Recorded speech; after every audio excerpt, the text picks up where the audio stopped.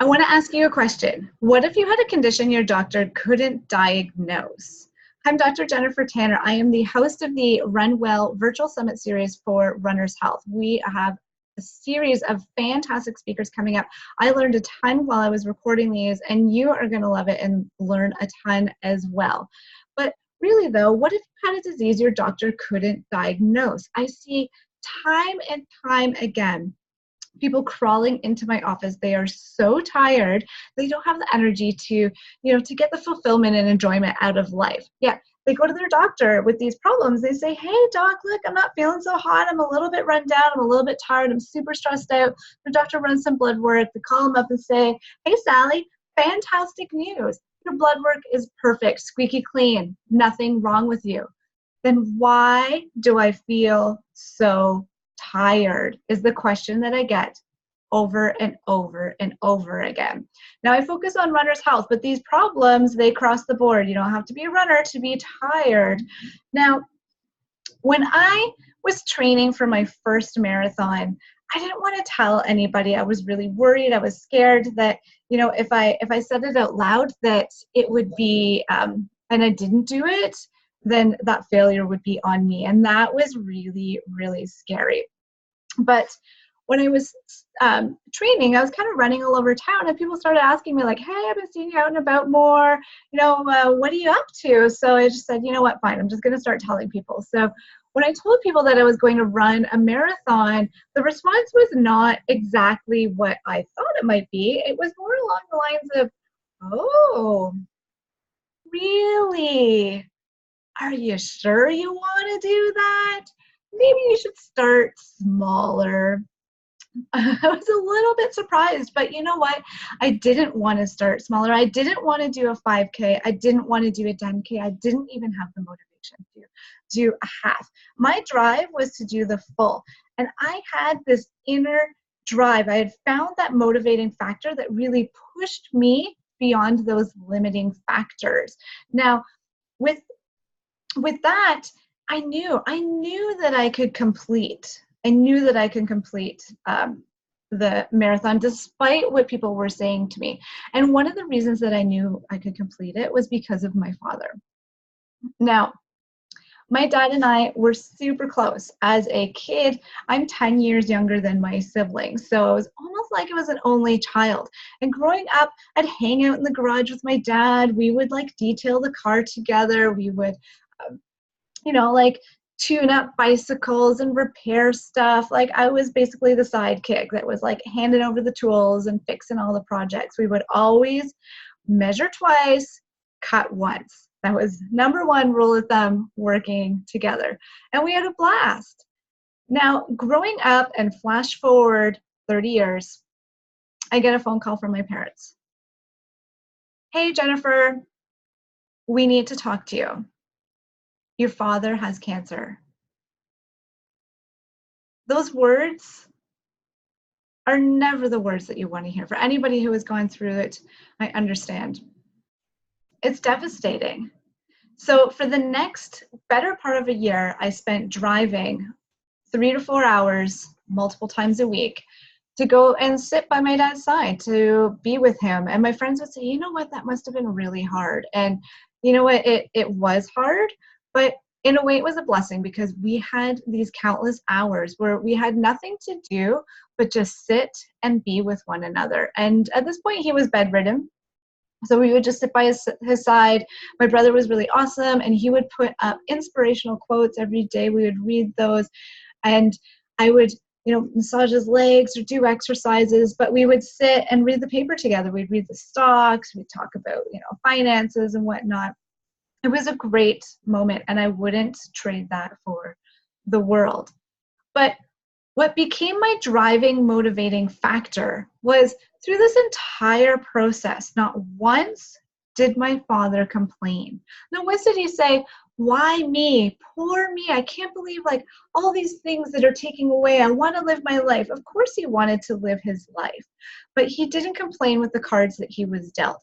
Not once did he complain of the excruciating pain that he was in on a daily factor that the morphine couldn't take care of. Not once did he complain that he was withering away and becoming a skeleton. So I thought, if my dad could lay there in dignity with a positive attitude while dying of cancer, that no pain or discomfort that I could endure during that 42.2K would matter. It'd be so insignificant that I would have no problem pushing through it. And that's what I did. So I ran the Scotiabank Marathon. It was awesome. It was one of the best moments in my life. It felt so rewarding at the finish line. You know, just to think, anyone who's pushed themselves, anyone who's never run a 5K and managed to do it, someone who's doing a marathon or an ultra, you know, always pushing those limits, and then when you cross that finish line, it just feels so amazing. And it felt amazing until it didn't. I had so much energy until I didn't. And then I hit a crash. I hit a wall. Now, at that point, I was running on empty. I had just had over a year and a half of, you know, this constant driving back and forth, this constant draw on my energy reserves, and then putting the training of the marathon on top of that. Good recipe for burnout, especially if you're not dealing with that emotional aspect that comes hand in hand with that. Now, one of the questions to ask yourself is, what's your return on investment?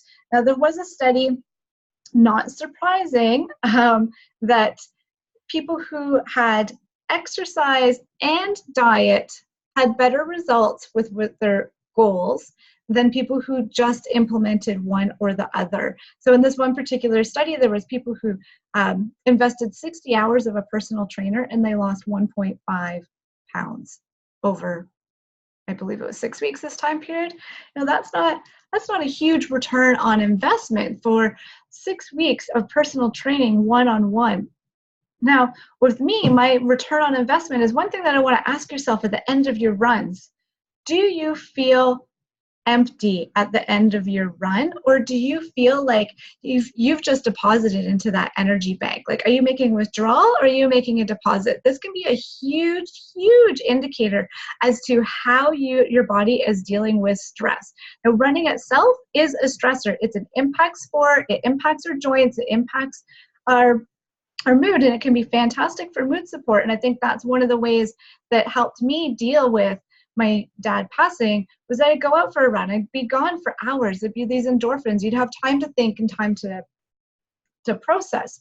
But at the end of those runs, I was running on empty, and I didn't notice that sign. So we want our running to rejuvenate us. You want to have a clear mind. You want to have tons of energy after that run, a nice workout. You should feel fantastic. And if you're not, then that's a sign that you are suffering from burnout. You are on the verge of burnout, and it will be a lot harder to continue those runs and continue to make those progress. Now, looking at your energy reserves, this is a soccer study, but basically they found, soccer players, they're running, 5-7 miles, something like that, during a soccer match. Lots of demands on those energy reserves. So in this study, they found that as your energy levels deplete, the risk of making a bad play increases. 30% of all goals are scored in the last 15 minutes of matches. But that's not surprising when you think of the demands, again, on that player. Your energy's down, your ability to focus and think and react has depleted. Now think of that, transfer that over into real life.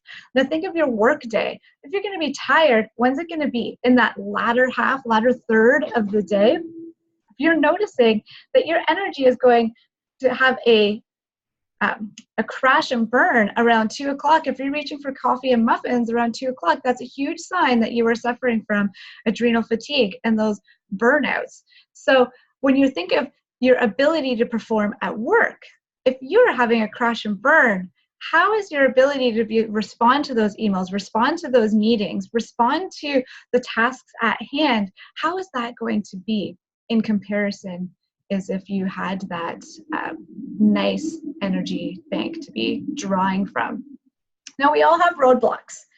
Some of the roadblocks like that I find with myself, it's time. I have 3 kids. When am I going to go out and go for a run? When am I going to focus on some me time? And I started incorporating my family with me. So I would hop them onto a bicycle and I'd run beside them on their bikes. We'd go down to the valley, we'd run to and from school, I'd drop them off and keep going. I found obstacles, or I found ways around my roadblocks. So your roadblocks are not, it's not a dead end street. It's a block, and we just need to find the side road to go around it. It's a bump in the road, not a complete stop in the road. If you're in pain, then you need to have a professional check it out to see if it's a normal type of pain or if it's a pain that can definitely be running through it. But certainly our energy tends to be a huge roadblock. I'm too tired to do X, Y, and Z. Here's some signs that these roadblocks are starting to impact your physiology and impact your health. And if we don't have our health, we can't focus, if we don't have our health, we can't accomplish these goals, right? Are you accomplishing your goal at the sacrifice of your health? That's not a fantastic sacrifice to be making. I made that sacrifice, and it took me well over a year to recover. Was right after I finished that marathon, about 6 weeks later, I hit a wall. I was cranky, I was frustrated, I was yelling at the kids. It wasn't very much fun to be around. I hurt my ankle, and it took me over a year and a half to recover. I don't want you to end up in that same position. Watch these symptoms. This is your body's way of saying enough is enough. When the body says no, there's a fantastic book called When the Body Says No, and it's exactly that. Your symptoms are your body's way of saying something is not right and you need to change or I'm going to break down. Caloric restricting and binge eating, having that sense of control over a diet can be a huge impact. Our mood, focus, stress, anxiety starts to creep up, mood disorders, lowered mood, sleep, your hormones. Your hormones can be all over the place. Are you feeling a little bit roller coasty? And where do you store your fat can be a huge sign of what stress hormones are being released. Cortisol in particular is released when we release adrenaline, and that can help. It contributes to abdominal weight gain. So we tend to hold weight around our abdomen to protect those organs from that, from danger. Basically, we go into that fight or flight response, and we don't necessarily need that protection in everyday life.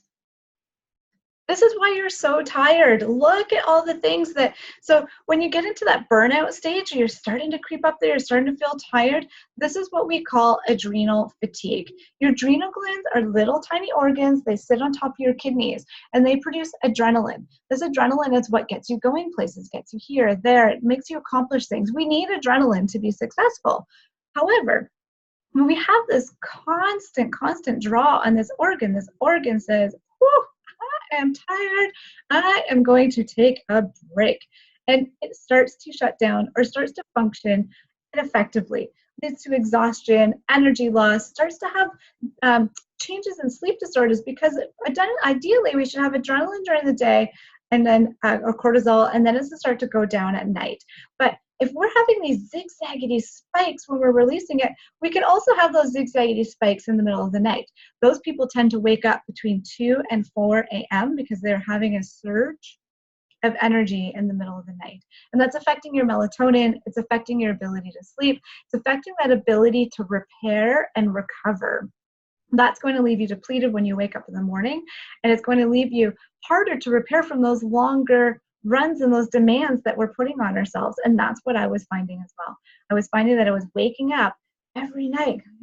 What's going on? It's like wide awake. Then so when you're in this state, your resources are put into your heart, your lungs, your muscles, so that you can go into that fight or flight response, so you can get out of the situation, you can get out of that burning house, you can survive. But what's left depleted is all those other accessory organs, your digestion, your immune system, your hormones and fertility can be left depleted. We end up having too much inflammation within our system. So I want to ask you, when was the last time you laughed? Seriously though, it sounds kind of silly, but When you think about laughter, how much do you think children laugh? Let's see. So kids laugh 300 to 500 times a day. Can you even think of whether you have laughed yet today? Adults laugh maybe 15 times, if we're a little bit more lighthearted. Seriously, people, this is a problem. If we have one life to live and this is the only life, this only shot that we have at it, do you want to look back and think, wow, I got a lot done?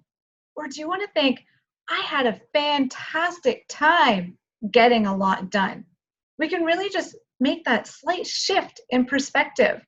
Work is where we spend a lot of our time. It needs to be a fun place to be. And one of the ways that we can do that is laughing. Now, there's actual laugh groups where you start off and you're like, ha, ha, ha, ha. And then it turns into something funny because you're like, that's such an awkward laugh. That's hilarious. And you start laughing more. But seriously, take yourself a little bit, have a bit of a light heart. Laugh at yourself. You have a choice. You can laugh or you can cry. But I want you to let your smile change the world. Don't let the world change your smile. There's a lot of negativity floating around in the world, but there is way more love. There's way more positivity. Look at every Disney movie. That's always what prevails. Smiling is infectious. Pay it forward. Hop onto the bus and actually smile at somebody. What are they going to do? Chances are they're going to smile back because it's infectious. And that's one of the infections that you actually want. Now, one other way, like when you were at the office or when you're super stressed out, you have all this stress. It's like piling on top, piling on top, piling on top, piling on top. And we don't have that physical outlet to release that energy. And it just sort of pens up in our head. That makes us way more stressed, makes us way more frustrated, a lot harder to deal with. All the stressors are border for where our threshold becomes lowered and we can snap a lot easier. If we laugh, that can provide a bit of a release, but also an awesome release is shake it off. Shake it off when you were at the office. Just get a crazy phone call. I want you to get up. I want you to dance around that office. I want you to shake. And I want you to laugh at how silly you're going to be. But guaranteed you are going to feel better afterwards. You don't know where to start? Go to a comedy show. Fantastic. Just sit down with a friend and trade jokes. Fantastic. Or even better, hang out with a small person. Little kids, again, they're like, look at the way the wind's blowing. Everything is hilarious to them. Hang out with kids. The perspective that they have on life is beautiful. And if that rubs off on you, that's a fantastic side effect. Now, living in modern society, we are definitely way overstimulated. So when you look at our nervous system, we have two parallel systems. One is our sympathetic nervous system, and that's that fight or flight response. That's where your resources are, again, being diverted to your heart, your lungs, and your muscles. It's got go, go, go. Your adrenaline's going all over the place. And then you have that parasympathetic nervous system, where it's time to relax, it's time to sleep, it's time to digest, it's time to repair from the day. So by using these electronics, they're super stimulating to our nervous system. Now you might feel relaxed if you're just laying down, checking out your phone, binging on Facebook or Netflix or whatnot. It's relaxing in that your muscles are still and you are laying down, which you might not have had the chance yet to do that. But we're not relaxed in the fact that it's a stimulus to your eyes are constantly shifting. It's a stimulus to your nervous system. So if you are laying in bed, flipping through your phone with that super bright light, we need to, either get one of those blue screens on there so that the light is not quite as powerful to your nervous system, but ideally just take the electronics completely out of your room. Leave them downstairs, turn off the Wi-Fi, reduce those electromagnetic waves, and really make it time to rest and relax. If you're still having trouble falling asleep, then read a book. If you find that your mind is constantly circling, have like a notepad and you can just write down those things that pop into your mind. But also, like there's a book called The Brain That Changes Itself, and it talks about neuroplasticity, and that if you don't use it, you lose it, basically, with your brain pathways. But also talks about that we tend to fall into the should have, what if, could have patterns, and we create all these huge scenarios within our brain that may have or may never happen. And then we stress and worry about these fictitious scenarios. We are our own worst enemy. We stress and worry about these things that really, if you think 5 years, 10 years down the road, is this going to matter? Most of the time, it doesn't. Progressive relaxation is fantastic before bed, so you can do those really big, deep breaths. So deep breathing is fantastic, and I have my patients do it with each meal, breakfast, lunch, and dinner, as a reminder to do it. It also sets that nice habit-forming behavior. But also, if you take 5 big breaths before each meal, it's going to start shifting you away from that parasympathetic nervous system, away from the sympathetic into the parasympathetic nervous system, and you can actually digest and absorb your food more adequately than if we are scarfing our food down and rushing from place to place. So relax and breathe, and at nighttime, if you're feeling super tense, you can go into progressive relaxation, where you are holding each muscle group for 15 seconds and then relax for 30 seconds. You start at your toes and you work up your legs all the way up to your head, even like raise your eyebrows, clench your jaw. And as you breathe, each moment you will go more and more deeper into a relaxed state. Now, seriously, what does your fridge look like? If you were to take the fridge on the left and the fridge on the right, and you're having somebody who is eating from each of these fridges, how do you expect them to feel? How do you expect your body to feel if you are filling it with food product, packaged foods, processed foods, sugars, versus actual foods, fruits, vegetables, proteins, fats? Your body knows what to do with these things, and it can utilize them. The other fridge is looking at getting run down. So what you eat matters. Is this really our diet? This is one study, and this little fact sheet here kind of blew me away. It's the historical eating patterns. So when you're comparing modern day medicine to like pre-agricultural times, our historical eating patterns, now we were having 10% dairy, 20% cereals, 20% of our diet is refined sugars, 20%. 20% refined oils, and for some people, alcohol can make up 72% of their caloric intake. This is huge. How is your body supposed to function with this? But this little point here, that this is an American stat, but the types of foods that we are consuming today would have contributed to little or none of the energy from the pre-agricultural hominin diet. Little to none of the energy. Sugar is huge. Sugar, it gives you energy, but based on like a 2,000 calorie diet, sugar should contribute to 5% of your diet. That would be 25 grams. When you're looking at it, if you're to do spoons, that's 6 teaspoons per day for women, or 9 teaspoons a day for men.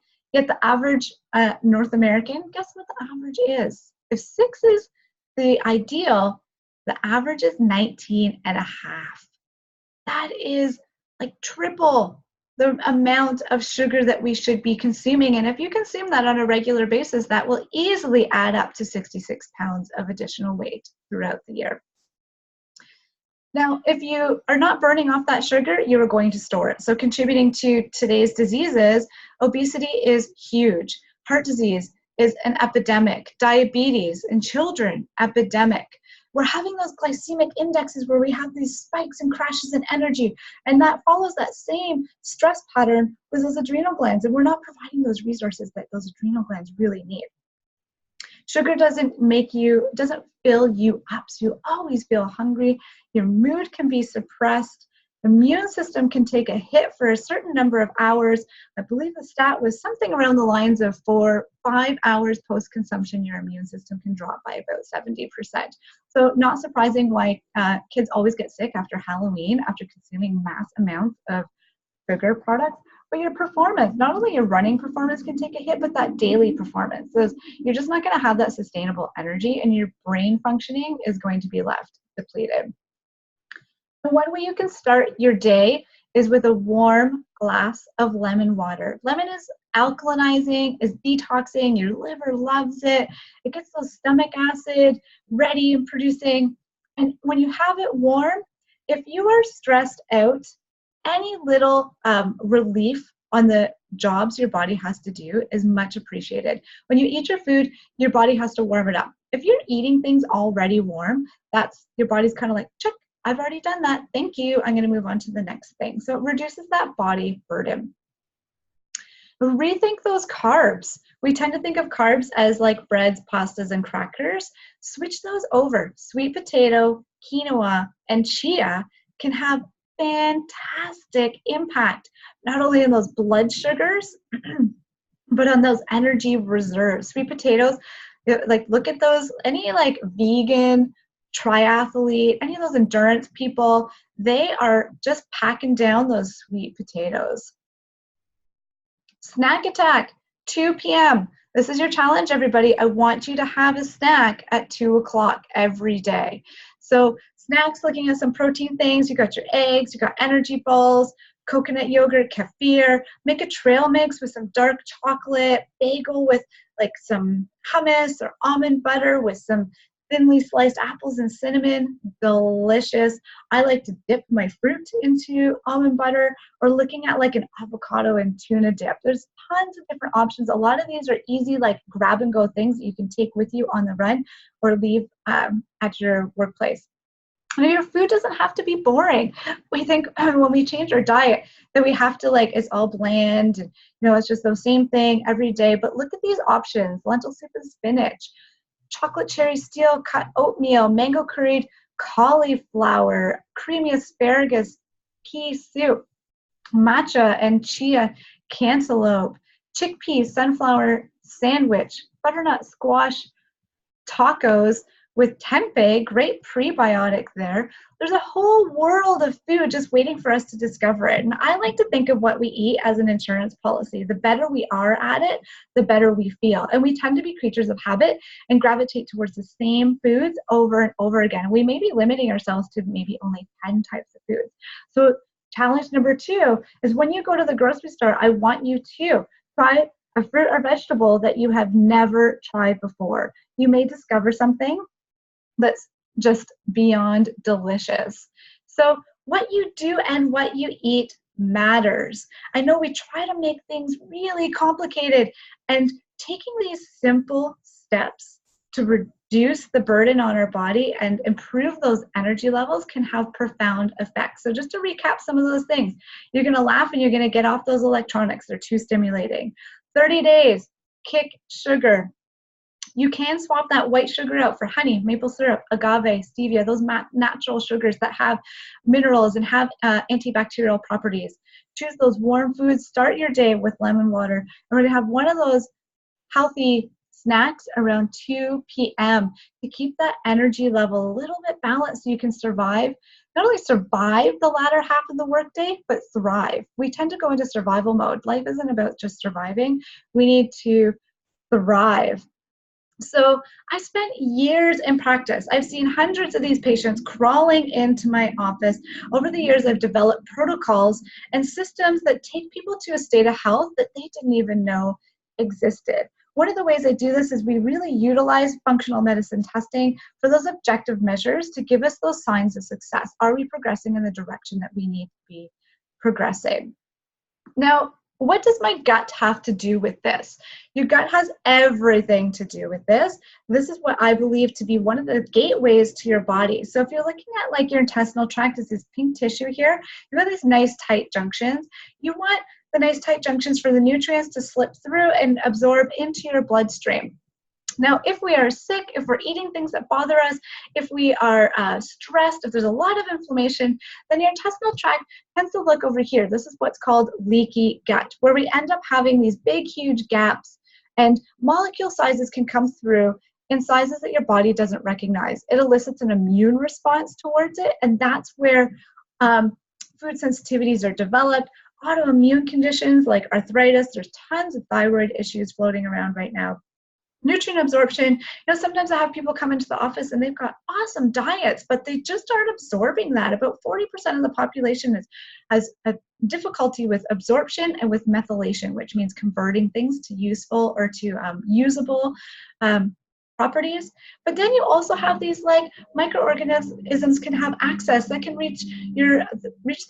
cross that blood-brain barrier, can start impacting your mood, start impacting your gut health with that like probiotic and bacterial balance that's so important to mood disorders. And some of our speakers are talking about that. Now, in systemic inflammation, inflammation is the base of every chronic disease. And we'll go a little bit deeper into inflammation in some of our other Run Well series. So stay tuned for those ones. Now, food sensitivity testing, like I said, one of the things that I utilize is functional medicine testing. This is just one test that I did on myself, because as you see it here with I have 3 kids, my last baby had really bad cystic baby acne, and it was just driving me crazy. So I did this test on myself. She was nursing. Blueberries, almonds, and pineapples all came up. I removed those foods, and her skin became like a baby's bottom, basically. Super squeaky clean. But functional medicine testing, this is just one example, but we have lots of energy reserve tests to see. How are your adrenal glands functioning? How are you adapting to stress? What might be deficient? Is it a nutrient deficiency that you're suffering from? And once we pinpoint those deficiencies or those problems, again, those roadblocks that we talked about, they just become bumps in the road. They're not an entire block. It's just a bit of a detour that we need to go around. Now, again, back at the beginning of the story, when I was suffering from burnout, I felt like I had lost control. I'd lost that time that I spent with my family. I was yelling. I wasn't very much fun to be around. I had gained weight. My mood went down.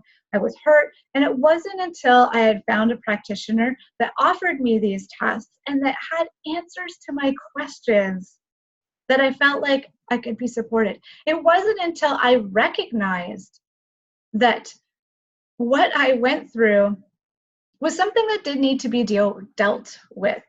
It wasn't until I recognized that I am in control of my own health. We talked about return on investment previously. What investment could be more valuable than your health? Think about that. Think about those people who may have been very successful in life, but then they come across an injury or an illness. And what do all these people say? I would trade all the money in the world if I could have my health back. We need to put value. We need to replace our value back onto our health. And now I want to help support you on that process. So you have that same feeling. You have that same sense of control. I was able to regain my strength. I was able to be a better mom. And like I said, my mission is to bring movement back into medicine. So I am incorporating that with my family. Here's 2 of my kids my son's up there with his soccer, but they're doing triathlons. They're running races. They are active little people. They are out there. So not only am I running again and doing what I love, but I'm doing it with my 6 and 8-year-old. Both of them here in Toronto, they did the Scotiabank 5K. If those little people under 10 years old can crush a 5K, absolutely we can get you doing that too. So to put your health first, we've got to prioritize. You need to find that purpose. So for me, that purpose was my dad, getting that precious time back with my family. I thank my dad. I thank everything that I went through because it really changed my view on life And it really changed that inner purpose. If we have that, what really motivates you? What are you passionate about? Those are the things that we need to get back to find those drivers. Find those practitioners with answers. If you're not getting the answers, ask more questions or ask somebody else the questions. You might need, is your only option surgery and medicine? You should have more options than just that. Lead by example. So I again thank you, Dad, for leading by example. For he ran that Scotiabank Marathon with his briefcase in hand. He led by example. He led that healthy lifestyle. He led with that positive attitude. He was the teacher. He wanted to change the world, and I am going to help change the world by starting with my family, by providing you guys who are already moving with options. We are going to keep you going. Does this sound good? Does this sound like you have some action steps to start with? And I hope so. Now, we've had this great, amazing conversation about fatigue today, but the reality is of what I gave you, some of these key things you can already do. But what I think that most of us will probably be in agreement is that preventing burnout is going to require a little more than 3 key take-home strategies on this slide. Right? Now, in fact, what probably most of you understand is that you are really, if you're really going to do this, if you're really going to address your fatigue, you're probably going to want to work with a qualified practitioner. You're also going to want to go a little bit deeper. If you were to do just the things that we talked about here, guaranteed you will feel better. We need those little tools to help us find out why exactly is it affecting you and you to the degree. Now, I want to do things a little bit different. When you see me, I'm not going to put you on 25 different supplements and just have you kind of go that way. We need to address those root causes, because when you think back again to those roadblocks, once you're in control of your health, those roadblocks again are just little bumps. And I know that for some of you, finding that root cause or like really delving deep, it might feel kind of risky. And this is how I practice. I have an evidence-based practice where I listen to your concerns and will create those individualized protocols just for your needs. Now, circling back again to my story, I was falling apart. And again, it wasn't until I put that recognition and I took a step back and I thought, whoa, I need to deal with myself. And I paid attention to those signs that my body was telling me. My ankle, hurting my ankle wasn't just me hurting my ankle. It was me, what I was thinking, what I was doing, what I was eating, that inflammatory load that was building up, and I was just ignoring it until my body shut me down. So again, I want you to develop these resources so you don't get to the point where your body shuts you down, so you get to the point where you can address and deal with things as they come up, because when stress is there, it crushes us and it can be hard to climb out of that ditch. We need the support.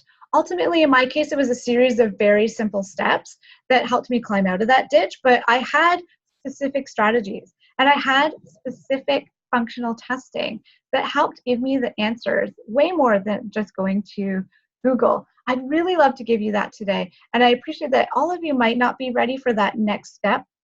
So if you don't feel like you're ready, head over to my website, www.drjennifertannernd.com. We've got a newsletter section there where you can sign up for that and you can stay in the know. You can pop me questions anytime. But for the next 4 weeks, I want to offer meet and greet, a complimentary 15-minute meet and greet. This can be done in person or in phone for those people that are out of office. And if you don't live in Toronto and we can't do these one-on-one appointments, we have some fabulous online protocols called the Run Code. We're designed to take you from a state of burnout to running strong. Because again, one of my missions is to make you stronger inside. It's been so much fun hanging out with you here. I'd love to hang out some more. Now, if you found any of this motivating, if you found any of this to compel you to action, head over to that website, book that meet and greet appointment at either one of the offices, or we'll do that phone consult.